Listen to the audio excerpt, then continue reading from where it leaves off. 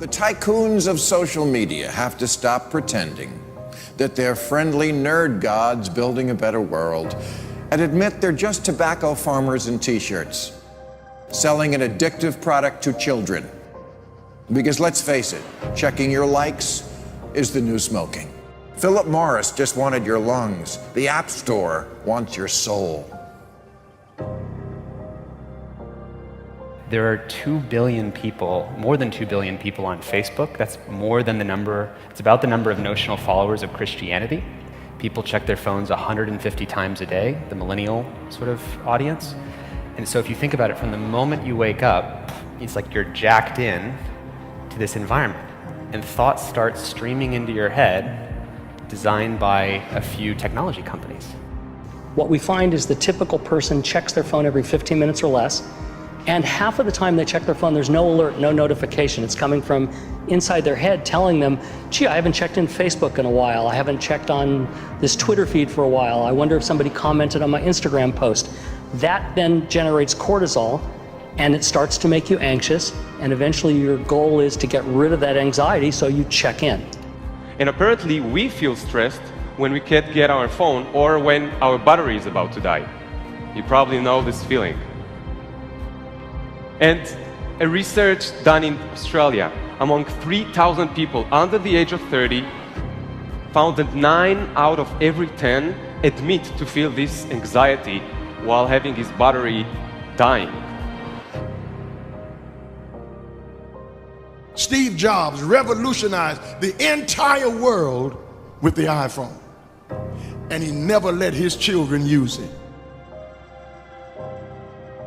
because he did not want them dependent on technology. Right now, an infant is getting their first laptop that's soft and squishy and makes noise.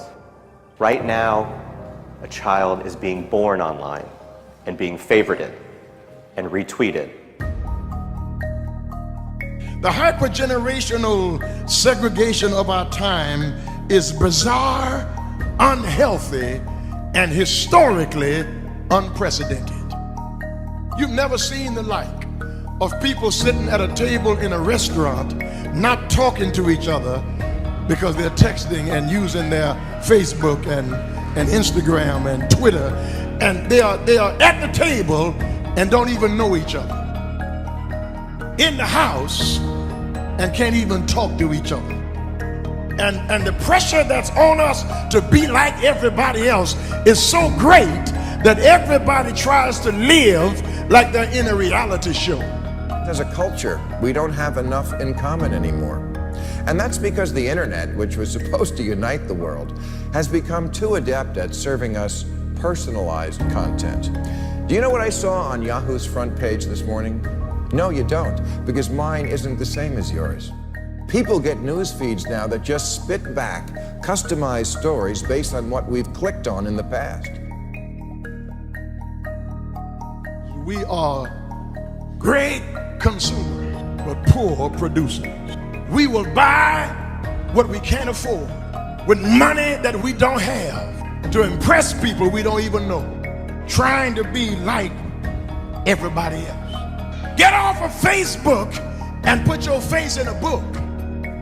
Right now, a teenager is photoshopping their selfie because as a society, we're telling them they're not good enough.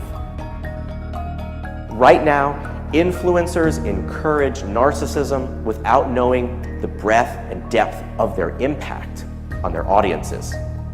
Right now, 40,000 spectators are in an Olympic football arena watching a competitive esports competition because this is this generation's football match. There's always this narrative that technology is neutral and it's up to us to choose how we use it. This is just not true. Technology is not neutral. It's not neutral. They want you to use it in particular ways and for long periods of time because that's how they make their money. You don't realize it, but you are being programmed. It was unintentional, but now you got to decide how much you're willing to give up, how much of your intellectual independence. If you feed the beast, that beast will destroy you.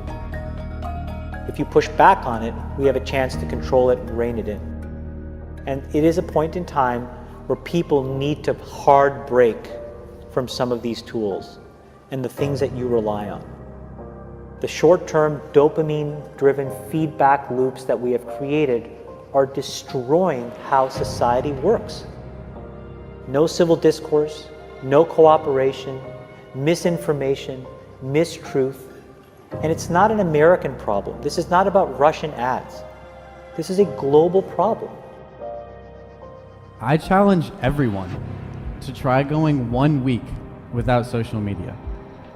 Don't let your phone and social media control you.